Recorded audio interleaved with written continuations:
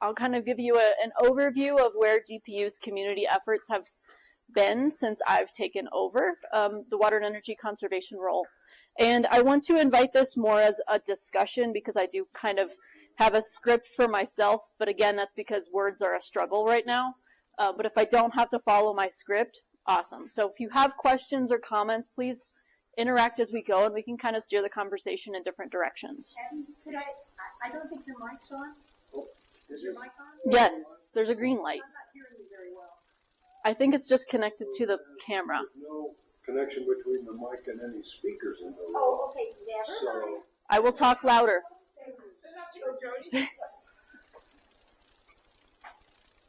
okay. Okay. So one point of clarification, the county also has a sustainability manager. She is in a different department. Angelica Garule is a great person. I partner with her on a lot of events and activities, but her goal is mostly to promote sustainability efforts for the county as a whole, so she can tap into things that I can't. So she's leading the Climate Action Plan initiative, for example, and there's cards on your table if you want to learn more about that.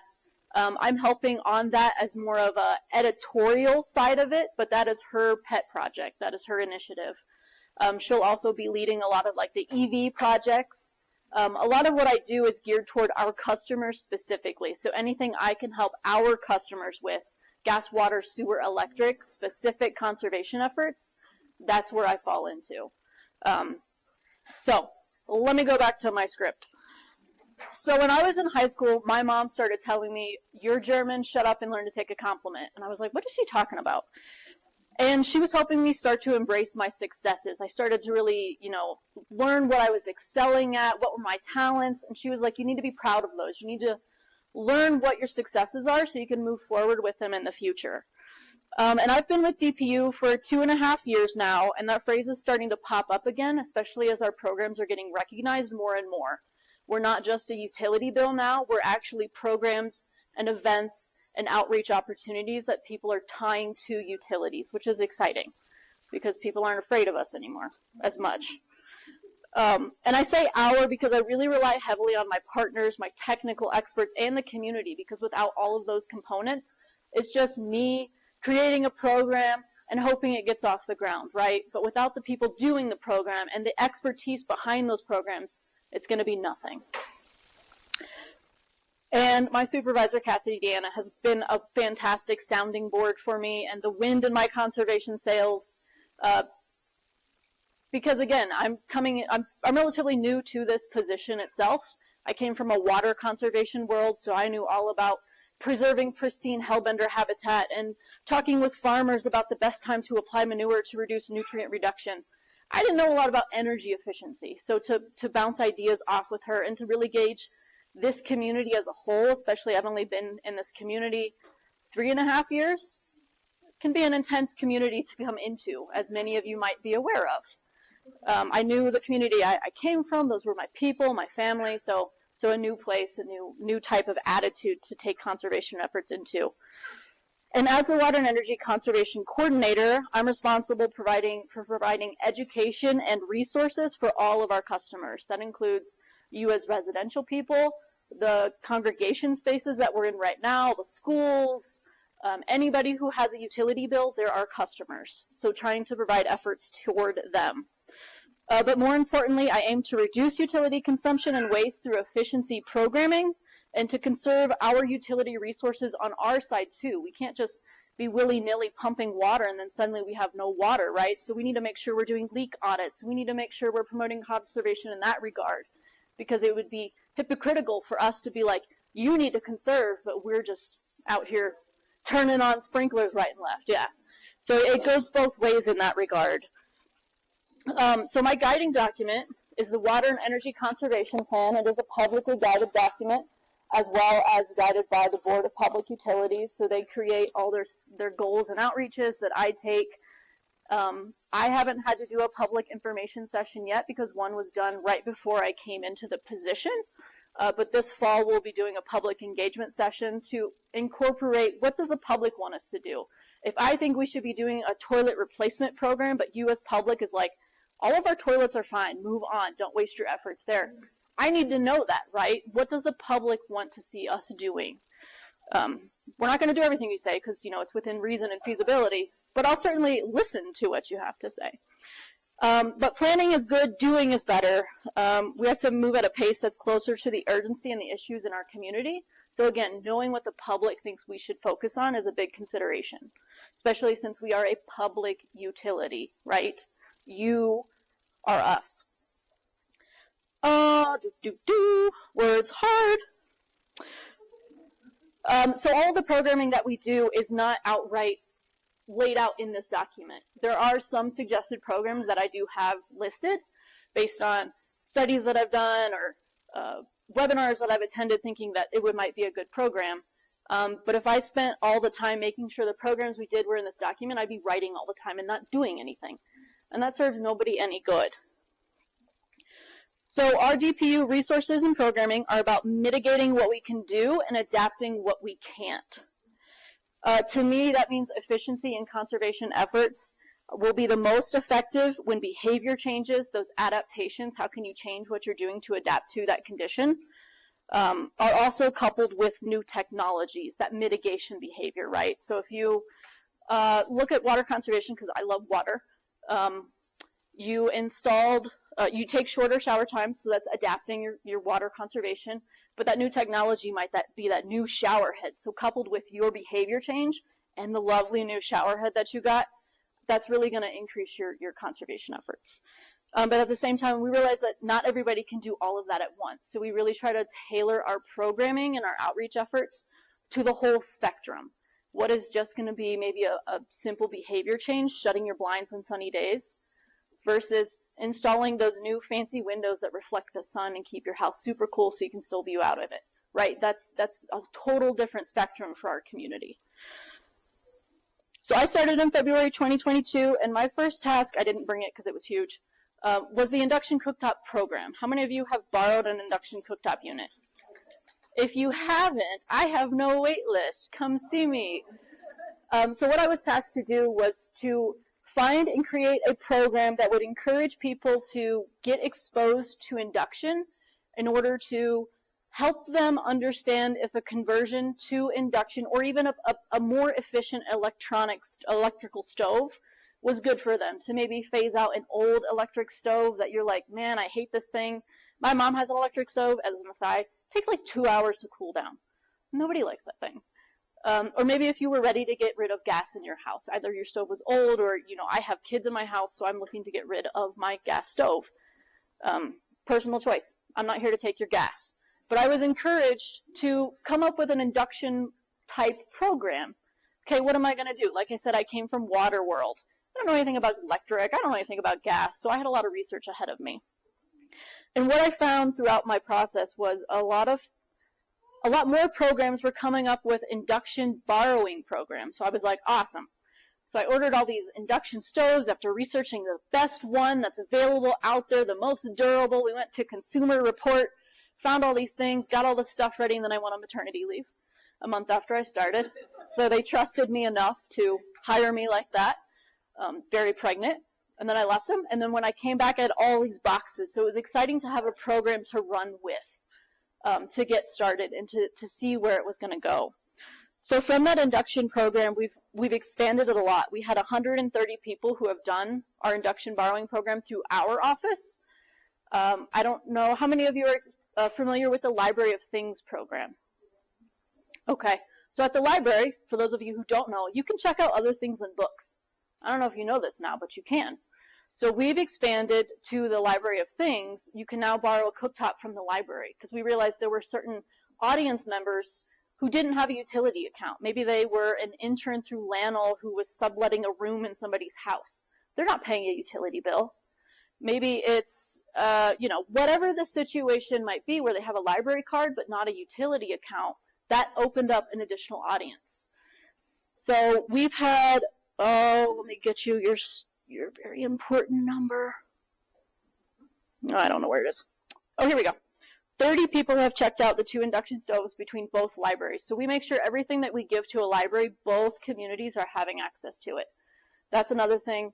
White Rock, we love you. You're not forgotten.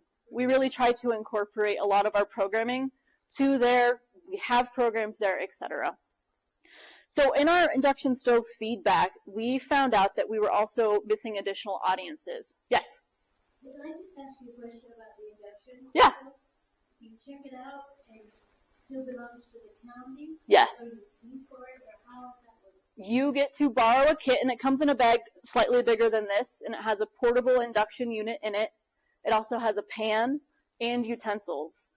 We realized that maybe not everybody's existing cookware might work with induction. If you have a beloved wedding copper set, which I've found out a lot of people have, that's not induction compatible. So we wanted to make sure people had the ability to cook with it. You're certainly welcome to use your own cookware on it if it's induction ready. As an aside, if a magnet sticks to the bottom of the pan, it's induction ready. If a magnet, yeah, you can renew it. Yep, you get it for 2 weeks to try it out. And if there's no wait list, you can certainly renew it. I think the library, I don't know what their duration is. I don't remember if we decided on 1 week or 2 week through the library. Yeah. I read, but I don't know if this is true, maybe answer this, that dogs have an adverse reaction to induction. I have heard that also, and I'll restate the question. So she asked if she's heard that some dogs have had an adverse reaction to induction. And what I've understood as well in different people's experiences is depending on the unit. So our portable units do emit a higher frequency that, for example, it's got a power boil mode. You just push boil and you have boiling water in like 3 minutes. It's fantastic. I can't stand it because I hear the high pitching noise. Like it makes me cringe. So you can still boil water at like power level 8. But some dogs, depending on the units, and because ours are smaller, they have to have all those components in like this size space, and they're like 2 or 3 inches thick. So it's got to have a higher powered fan to keep things cool. I've also heard that once people who have gotten like full range units the dogs don't hear it as much. And it also can depend on the pan type, depending on how the pan is made. If it's got walled steel or something. So I can't tell you that there's a specific brand or a specific pan that causes it, and it depends on the dog too. So yes, some dogs do go crazy because they can hear it, but a lot of times you can mitigate that by just putting the power level a little bit lower. Good question. Some people, like I said, some people hear it too, and it makes my skin crawl. Love the units, I just don't operate at max power. So we've had a lot of success with that. A lot of people have been excited. We're trying to figure out different audiences to approach it to. Like I said, for example, the Lanel interns might be our next avenue to target, just because we do have an influx of them, and because housing is very limited. They're stuck all over the place, right? They're where they can get a space, and they may not have a full kitchen or a kitchenette wherever they're living. So these are a good option for... Yeah. Distracted. So that's one audience we might start to target with our induction program. And another one that we found in communicating with colleagues about, hey, I hear you're doing this. We found that we're missing different audiences. So we had a conversation with social services that was very fruitful. And people were interested in the stove that I would not have thought of ever. So we gave a stove to social services so they can use with their clients at their discretion. So they don't always have to have a utility account, or maybe they don't want to approach utilities because maybe they're not in the best of standing, or they're afraid of us. Do I have to do something if my bill's not up to date? Whatever social services clients are experiencing, we decided that giving them a stove to use would make their clients a lot happier and easier to stop at, right? So if you're at social services for one stop, we don't want you to have to go somewhere else to get another stove. So we're thinking of these kind of equity things, and we don't know what we're doing until our programs start to have success, and we have that feedback with individuals going, and it just comes up organically in conversation. So it's really interesting to hear all the different feedback we've had. So if you haven't tried induction, try it out. It's fun. It's good on hot days, even though we're not experiencing heat like the rest of the country. And it's kind of fun. And if you want to drive your dog crazy or not, whatever. So we do have some more exciting plans for our induction program. I have a really fantastic high school intern right now. And I said, we need to come up with things to rejuvenate our induction program. And she ran with it. We're excited. I'm going to leave that hanger, ... wink. So pay attention. Speaking of the Library of Things, that's been one of our best collaborations ever. And I can't even remember how it started. I don't know if it was my end, their end, together, I don't know, but it's been really exciting. So we ran with our induction stoves. That got a lot of excitement. We also launched the kilowatt power meter at the same time as the induction stove. It's been really successful, surprisingly. We have 4 units, and they've had 39 checkouts between the 2 libraries. If you don't know what this is, you plug it in, and you can see how much that camera is costing you to charge when it's plugged in. So it's been a really useful tool. The next one we launched was the thermal camera. So we now have thermal cameras you can plug into your smartphones. These have been the most anticipated tool we've ever launched. We did not launch it until the fall of this past year because the best time to do energy assessments are when it's 20 degrees different outside, between outside and inside. You might be able to get away with it this time of year, but you're not going to have those really cool results. All your walls are kind of look warm. And when it's cold outside, you can really see where those thermal air leaks are. You can really see where areas of insulation are. And how we launched this program, you might see some ghost activity. So we wanted to have fun with this. Yes. And we launched the thermal camera with a ghost hunt. Yeah, and at Utilities, we've been trying more and more to be on cutting edge, creative. How can we get different audiences interested in our programming without saying, we're Utilities, we want to save you money on your electric bill, right? So we introduced a fun tool. It was at the Los Alamos Little Theater, which if you haven't been in there, it's kind of a vibey place. And it was so well received. We're going to be doing it again this fall, right at Halloween. We're working on all the details right now, and that's just another good time to have a re-education for our programming side, saying, all right, it's getting cold out again. It's time to get on the wait list. If I'm assuming there'll be a wait list. There's still a wait list at the libraries. They've had a total of 83 checkouts between 5 cameras, and there's still a wait list for these. So the fall is a really good time to re-educate people. You know, it's getting colder out, like I mentioned. Time to do an energy audit now, or an energy self-assessment. I did create a DIY energy assessment to go along with these tools, just to help you, okay, I have this. Besides taking fun pictures of myself and my friends, family, and pets, what else should I be doing with this? So it's a document, it's just a couple pages that we created to help you walk through your spaces. What should you be looking for? It also includes pictures of examples of what you should be seeing. So when you look at the image, you're like, well, I don't know what I'm looking at. It's just a bunch of colors. There's images there that show you what a door leak look like, what's a window leak look like, what's no attic insulation look like. So again, just trying to create those tools that are the most use to people. Sue. Do you have a how-to video? That is on the agenda. Yeah. How we learned everything. Yes. And Peak has an energy assessment type video, so we need to see where it needs to be updated to include the tool. Let me see where my train of thought was going. No, you're okay. We'll shift. We're adaptable. I have a question about what renters can get from your program. We're getting so many rental units everywhere. Yeah. People building, taking consideration. That's a good question, and renters are a huge chunk of our population, you're right. So they are certainly welcome to check out those induction stoves for sure, because a lot of rental units have varying qualities of appliances in them. So that's something that's very renter friendly. Depending on their relationship with the landlord, they could rent out the tool and say, hey, my window's leaky, you know, and again, depending on the relationship, now they have a tool that says, look how leaky this is. Look where the cold air is coming in. And it might just be some evidence in that example, instead of just going, I think my window's leaky, and it's just nothing, nothing, nothing. But how about building from the ground up? Oh, a brand new building?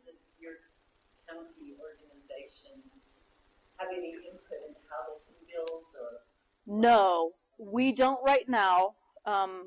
That's a tricky thing.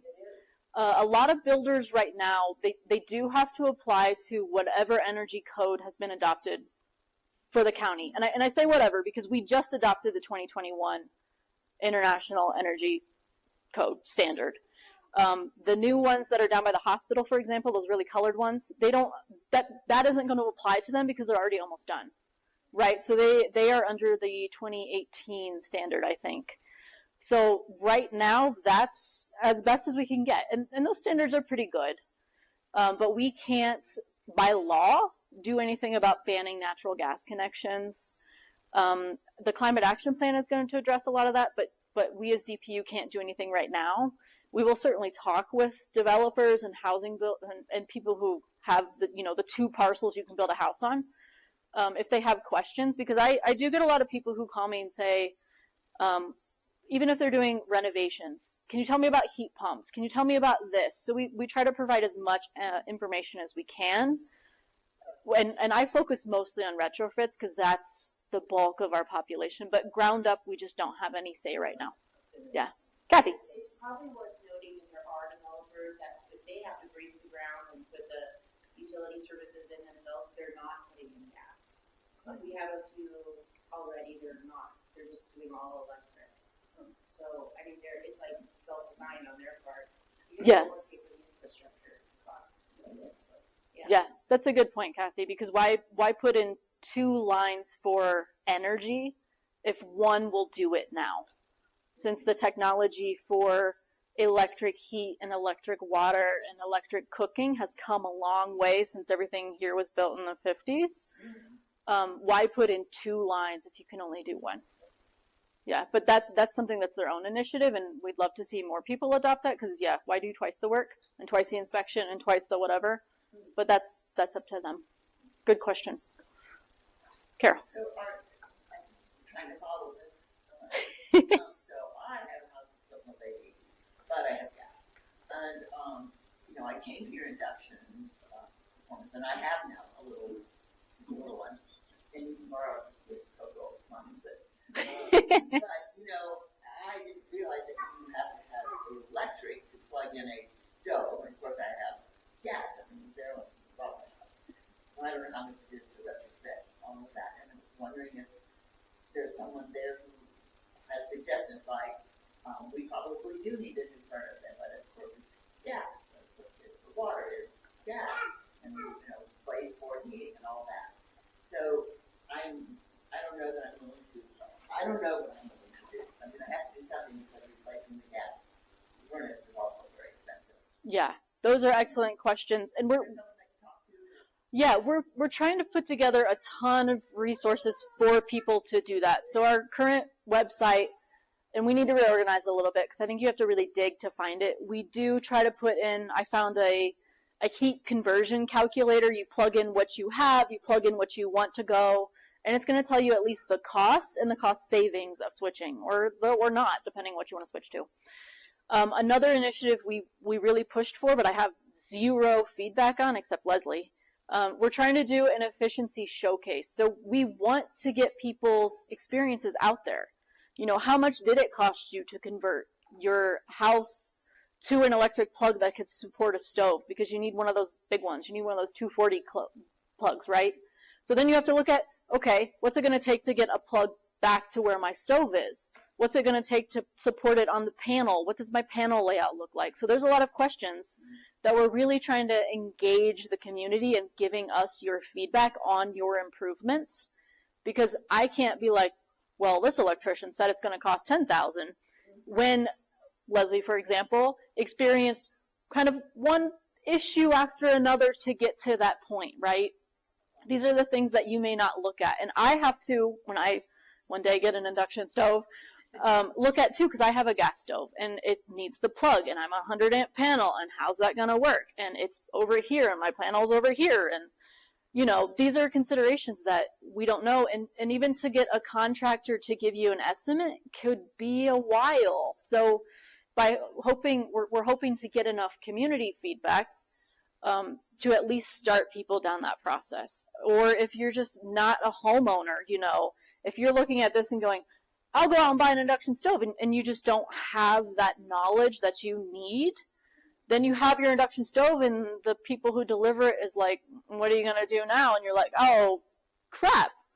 So just to try to give people all those experiences, and even renters, what can renters do within their means, and having those personal experiences, because right now it's me going to events like this and trying to collect what I can, but I'm not hitting everybody. I'm not hitting audiences. I'm not hitting renters. I'm not hitting, so trying to get that's one of our things. And then another, I'll plug one event. This fall, I'm hoping to host an electrification planning workshop, I should say, because there are at least 3 tools that I'm aware of right now that are really good, that'll help you plan your electrification journey. I'm not saying you have to plan it to be ready to do stuff next year. It can be a 10-year, 15-year electrification plan, right? But how are you going to do it?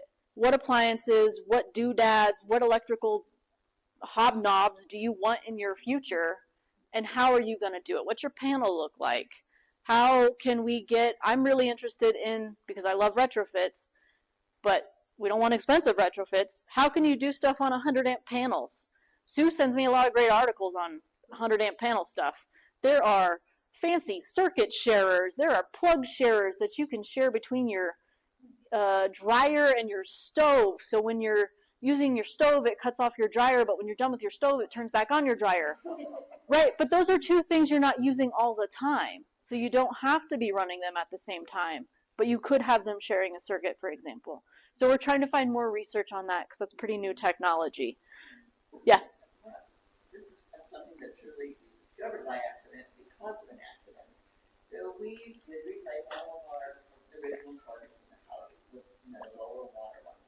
And so there was lower water, and now there's a lower water, right? So Ken was doing something, I don't know what, but anyway, dropped it. So the tank then broke, and it was an American standard, so I called them, and when they sent the new one, it converted the toilet to the lowest water usage.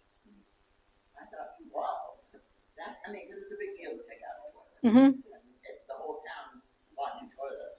Good. So it turned out to be a really good, bad thing. Who would have known? Yes. I just have another example of an advantage of the conversion process, and that is when we went through our whole thing that we did, we got a plug now in the garage where you can plug in an electric car. So if you ever want that, or you want to sell your house and somebody else might want one, now the plug is right there because of the retrofit. And that's part of the electrification journey that they tell you to plan for too, is even if you don't want solar or an EV, maybe having that accessible for the future would help you if you change your mind down the road, or it could increase your home value. Not that home values need to be increased anymore in this community, but those are good things that they like to tell people to plan for.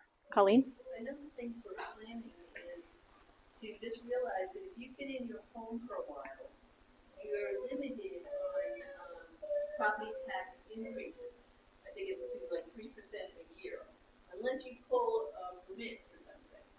And then it's either, I don't know what the limit is, but it's higher. Okay. So it's something to be aware of when you add up the costs. That's something that should be considered. But on the other side, if you've got a few things in mind, you might want to try to pool it and get the permit all at once, or at least I think probably in the same year. Okay. And save some money that way. Otherwise, the next year it could go up more than 3% too, your property taxes and so on. Any year that you pull a permit. See, even I learned something that's never come up before. So that's something that as we continue to promote what's the true cost of things, especially here, that's something to consider as well. Yeah, good point. So those are some of the things, like we're always trying to compile resources to make sure people are at least have a good starting point, right? We want to give you viable, trustworthy websites to go to, because I am certainly not an expert. I'll reiterate, I came from a water world. I came from agriculture. I did not come from energy efficiency, although I'm really starting to like it. So just some of the other activities that we've done, shifting away from electrical and intense house retrofits, we try to keep our summer activities light and fun. The conservation and PR team came up with the water taste test. How many of you tested your taste buds last summer? Okay, I bet more of you did. So we served a flight of water. 2 were bottled waters, 1 was our tap water, and it was just to encourage people to see if they could taste the tap.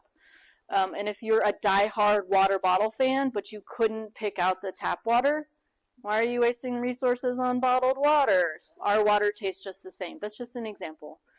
We also included our consumer confidence report so people could understand what the quality of the water was, because there's a lot of, as we were talking with people, we would hear a lot of things that weren't always true, but that's what they believed. And maybe the pipes in their house did impact the flavor of the water. That's out of my control. And, you know, a lot of times lead piping is a concern, so people will buy bottled water. That's definitely something you need to check out on your own, but we try to provide as much information up front that if that wasn't a concern for you, we have good water quality and it tastes good because we've compared it to bottled water. We had 839 recorded votes, which means we probably had 870 by the time cups didn't quite get collected properly over the last summer. So that's pushing 1,000 people who participated in this event, and that was simply a fun activity we did. And then it was also, hey, our water's doing good. So it wasn't necessarily a utilities up front. You know, we try to do a fun activity and then, oh, by the way, we're utilities. So it brings people in a little bit better. Like I said, we're more than just a bill paying entity.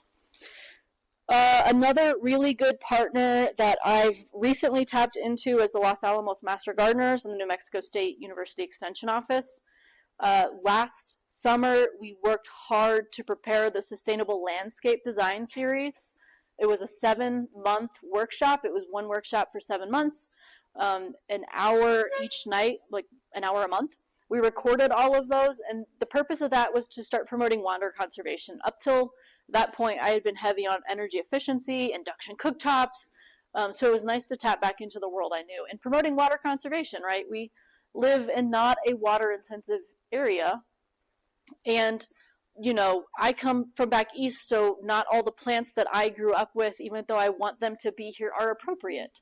So we're dealing with a lot of people coming into the area and maybe a lot of pre-existing lawns. If you don't want a lawn anymore, the workshop was designed for newer people who didn't have a lot of experience, new to the area, didn't want their lawns, etc. How should I go through the process of designing a better landscape? That's potentially fire, thinking about water. Yeah? I want to go back to we see around us water on the land, or not the land, the town land is beautiful, green, and all we water according to the restrictions that we live on. And we can't figure out, well, what we should, we have to do this, and you do that, you water our lawn, we love it. That is an excellent question. We are working really hard with parks to explain or try to adapt their watering schedule. Certain areas of the parks complexes do water with reclaimed water. Not that that's an exception, right? We should conserve any water we have. But that's an ongoing conversation. And my position, I started in 2022. It was vacant 7 years before that. So there was no dedicated DPU staff aside from maybe someone else in the office kind of took an initiative just to keep our compliance in place. But now that we have a dedicated staff person, me, that is an ongoing conversation to try to figure that out. And in my discussion so far with them, they are working on upgrading all of their irrigation to one system, because right now it's bits and pieces and manual and getting communication. So once they have that one system in place, last year they still had an RFP out, a request for proposal for the system itself. Then they're hoping to have a better watering schedule, but that is an ongoing concern we hear a lot about. Yeah, we're working on it. But the Sustainable Landscape Design Series, if you're curious at all about how to transform your landscaping, check it out. It's online. We recorded everything. The slides are there. You can hear our expert master gardeners, again, tapping into that technical expertise. We had such a good response. We had a lot of good ideas come out of it. We asked for feedback from the participants. What would you like to see in terms of landscaping, in terms of water conservation programming? A lot of great ideas. The current program we're working on, and Colleen's a part of it, is the Garden in a Box. It's going to be very similar, but not the same as the pollinator program. Pollinator is focusing strictly on pollinators. We're focusing on smaller landscaping, ideally to like get rid of rockscapes, get rid of lawns, make your space just a little bit prettier. So we're going to be rolling out with that this fall, and that's all I'm going to stay on that for now. So that's been really good. And then some of our latest ones that we're coming out with, speaking of overlooked audiences, I've attended a ton of things and listened to a lot of podcasts about addressing extreme heat. How do we do it more and more? What do we do about urban heating? DPU has always done tips and tricks to do passive cooling in your house because, again, you know, we want to target all audiences. So shut your shades in the day and install a heat pump for air conditioning. You know, we run the gamut. And then getting ready for that messaging this year, I reached out to emergency management and social services just to clarify, and I said, do we have anything for cooling stations? Like, what do we do when it's hot? Last summer was hot. I just about broke and got an air conditioning. 90, 90, 90, 90 really adds up when your house has no cooling and it's still like 87 at night and you're trying to sleep, right? Even if you do turn on a fan, even if you do open those windows at night, I shut everything during the day and it just builds up. So if you are someone who's more prone to experiencing the heat, where can you go? So we worked together to try to identify all of the publicly accessible buildings, at least during the daytime, and then also considering the grocery stores. Where can you go that you can walk into a conditioned space, have access to water, and not be pressured into buying something? So you can walk into grocery stores and you're not required to buy anything to leave. Don't steal anything, but you're not required to go in and purchase things every time. Libraries go to that. The libraries is excited to run with this program. They're looking at how can they transition it to the winter. So if we have periods of extreme cold and maybe power goes out, or maybe you are really restricted on your budget and you don't keep heat at maybe what it should be, what do you do during those times? So trying to expand this program from just cooling stations and passive cooling techniques into an all year round kind of thing, because as DPU, we're utilities, but maybe we should also look at, okay, our utilities went down, how can we help you through this? Can we provide you locations for cooling stations? I reached out to the chamber members and asked if any businesses or restaurants wanted to be a part of this. And I will tell you that Bathtub Row, the American Legion, and the co-op specifically responded saying, we'd like to be a cooling station. So it was really neat to see community establishments interested in the program. It's a very new program, so it could adapt, it could change, it could expand, it could shrink. But the basic requirements are to allow people to come in and condition space and have access to water for whatever time they need to. You touch base with you and MLA. You know what? I'll probably have to resend it out through chamber because I know they're chamber members, but I'll reach out specifically to them. That's a good space. Yeah. Secret. The secret kitchen. Yeah. Yeah. I have a question. You mentioned when power goes out. Now, more and more people electrify their homes, unless you put in, we have solar, but we don't have battery. Mm-hmm. So when the solar, when the solar goes out, it goes out. Now, Mm-hmm. is the county doing anything? I know they're cooperating with some battery storage things somewhere, but is there anything local being done about that? Yes, and I'm sure you all have heard this, but it's a big supply problem too. So neighborhoods can electrify at a pace. We don't have all the transformers, and I'm not an electrical engineer. Please don't ask me intense questions. But yes, we do need to consider that at a pace. And just to let you know, we're not the only community electrifying, right? Every single community across this nation is vying for the same transformers, is vying for the same transmission lines to get better electricity provided to them. We're all competing for the same resources. So that's why on my end, how can we work on the ampage that we have already? What's that going to look like in your house? How can you manage your own electricity loading? I don't have an answer for you, but we're trying to provide those resources also because we know our infrastructure is limited. And then especially as technology comes out, as batteries get better with solar, how's an EV going to work with this? Is that your battery? These are things that we don't really know much about because not a lot has been done about it. And if anybody has a really good resource for how to make your EV a big battery, let me know because we don't know. On the May 15th meeting of the DPU, that was when we had a big talk about the solar rates changing, the reimbursement rate, and they voted to put that into place, which is going to devalue home solar, rooftop solar. But 3 of the 4 or 5 DPU members of this, they went on record saying they are against rooftop PV. And they begrudgingly, it seems, will go with a corporation, but not the local people who are invested right here. I really feel, I was kind of hesitant to even come to this talk, and then I realized it's you. But as far as the DPU, I mean, they've got a board that is against green energy, and they even said that they, at least 1, maybe 2, expressed Words, they're hard. About climate change. And this is what we're dealing with. They were on record.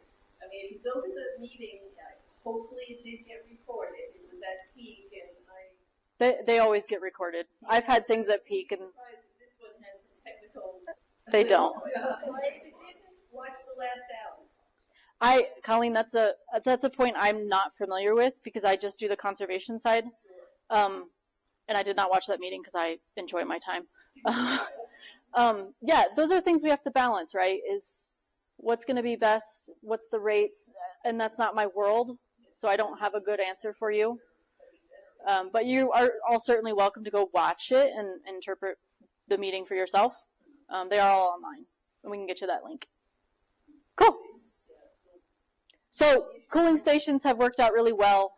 Hopefully we don't have to use them. We'll promote them anytime it's a couple days over 90 degrees is what is qualified as extreme heat. We will always push our passive energy techniques because it's hot even when it's 85, especially if you live in a house with no air conditioning. Some other things that we're going to be doing is we are just getting ready to roll out our consumption report cards. Those will be available online. And what it's going to be is it's going to be broken down by billing district. So you all get a bill. Well, some of you might overlap. But, the community gets their bills on different weeks of the month. So you'll be able to see kind of the area that's getting a bill the same time you are. And that's important because that's going to be weather-based, right? So next week is cooler. I don't know if you've looked, but it's in the 70s. This week has been hotter, right? So if I'm comparing your consumption from a house this week directly to a house next week, and you do have air conditioning, for example, you're probably going to be using less air conditioning next week, just to kind of put that into perspective. So we're going to be rolling out a consumption report card, and all it will be doing is showing average consumptions for billing districts. Then you'll be able to take your utility bill, because it's got consumption on there, and see how you compare to those in your billing district. I know there's a lot of other factors, size of house, I know that. But it's also important to know where you are. Like, I may think I'm great at water conservation, because I'm a water conservationist. But if I look at that and see that compared to other people, and I'm like, ooh, I am nowhere near as good as I thought I was. You don't know until you see a number to start with. So that's something we're going to try to roll out. Initially, we're going to update it quarterly because right now it's a lot of work to do. And at least once a quarter, you'll be able to see where you are once a season. Ideally, it will be monthly, but that's once we get the kinks worked out and the flow and downloading 100,000 points of data. So that's where we're going with that. So in the end, I'm going to wrap up here. We're more than just bills. We do a lot of outreach. We're utilities, but we're more than money, right? We also want to do what's best for everybody. We want to conserve our resources as best we can so we continue living here. People living here in the past have had to leave it because of water shortages, right? We can see that in the environment around us. And in the words of my mom, sometimes we just have to shut up and learn to take a compliment. So, thank you.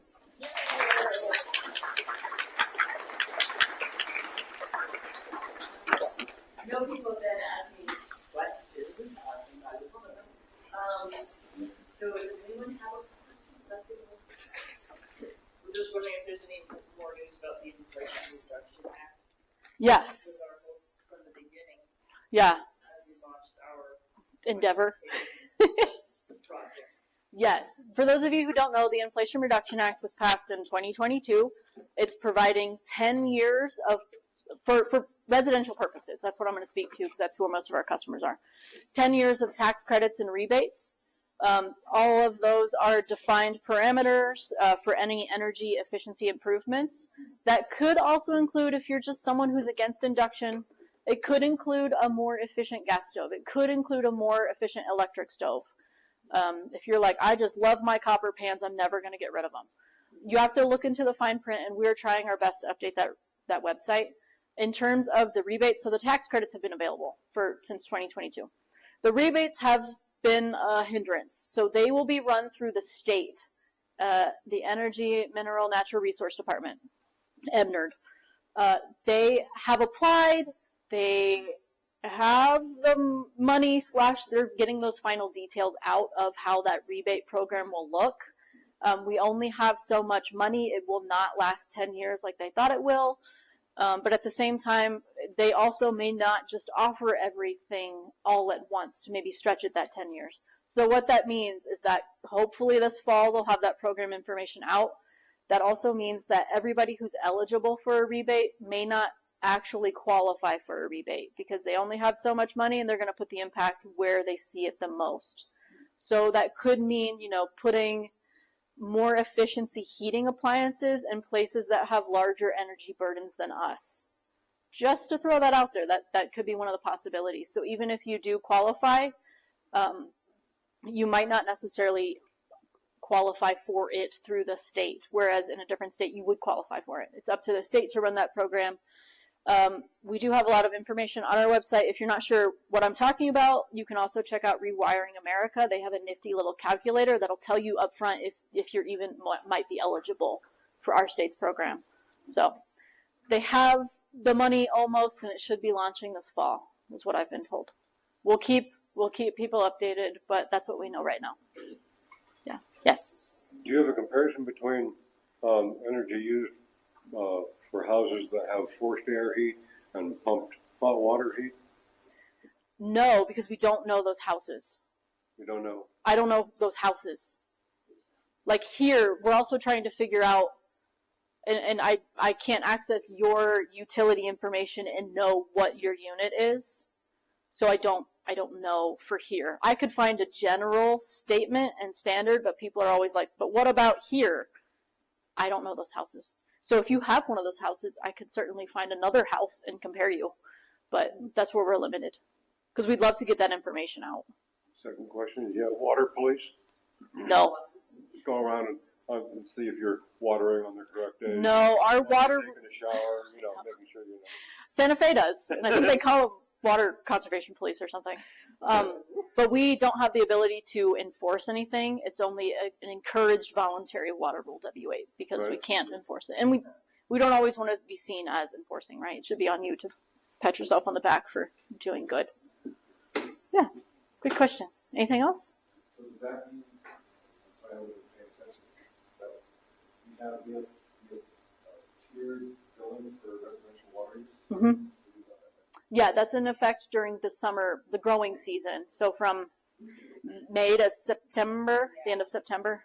Is that, do you know if that's caused any conservation? That's something I tried to look into. And the data pre-Water Rule W8, which was in 2008, I can't access. So I can also try to access, what's the earliest, but then I also have to account for the unknowns. How many people have converted to lawns in that time? How many do this? What is individual household practices? Who stayed in what house? So just comparing it house by house, it's hard to see who lived in that house.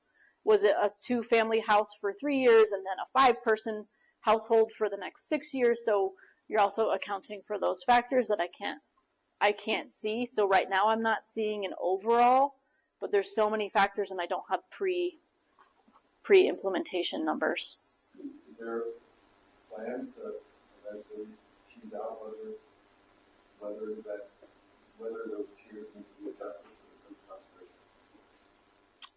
I don't know. For conservation purposes, I think the last time we did the watery,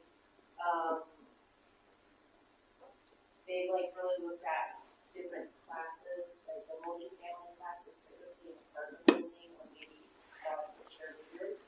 So they really adjusted for them because they didn't feel like they were using that water for irrigation, and irrigation is where those tiers in theory kick in, and they want to memorize these large meters for multi. So they have looked at that some, but like Abby said, it is difficult, and I think they did adjust those higher tiers higher, like the higher percentage than they had in the past, because when they first put it in place, they said it's not punitive, and they rethought that. They're like, well, the whole purpose for it is to kind of be a little bit, like, so just, yes. So they did kind of look at that the last time to choose the rates. I want to say one thing in favor of water because I'm an expert and really involved in learning, and people come through there all the time, and they say it's so beautiful to have a green, peaceful pool. It's always cooler there because we have a lot of trees and actually fun. So please don't take our water away. That's a funny story. I will tell you one real quick story, and then I'll stop talking. The very first time I visited Los Alamos was for a college trip in 2009. And we had been in the desert for 2 weeks. And then we came up to Los Alamos. The college was a 3-semester thing, and we learned about all sorts of stuff. But to sit down on Ashley Pond on grass after being in the desert was very inviting. Yeah. Yeah, no, water certainly will not be just shut off to the parks, but trying to get them on a better management schedule. Yeah. If the parks are using more than you are allowed to know area, it's for a reason, because the number of people who use this is huge. Yeah. And they're using a lot of reclaimed water, too. Yeah, a lot of it's reclaimed water. More of that's available now than ever. Yeah, we did just build a new 1-million-gallon tank, and to get the number stretched out there. What would it cost the town to let us irrigate our lawn, which is right in the middle of your lawns, to make it look like this? We don't have that. With We pay to the next. to And it doesn't look good. Now the town can easily give us some kind of incentive for filling in that area. We're not objecting to the remodel. We're objecting to the fact that it's nothing that we have to try as we could. It doesn't look good. And there we got this green Irish lawn out there. And what would it cost the town? are you asking? You give us a little bit of leeway on our tiny little plot. Do you mean with water out of your? No, with. We pay a lot for our water. That's a good question. And the town come here and say, okay, we water our lawns today. Let's come in and water yours. It's not going to hurt the town. It's right behind the Romero cabin, the Indian ruin, and people see it, and we're ashamed. I don't have an answer for you. I'm sorry. That's what I want. Come help us. I will write that down. Sorry. No, you're fine. It's about it, we discussed it before amongst That's a tough one, right? Yeah. Any other questions? You're welcome.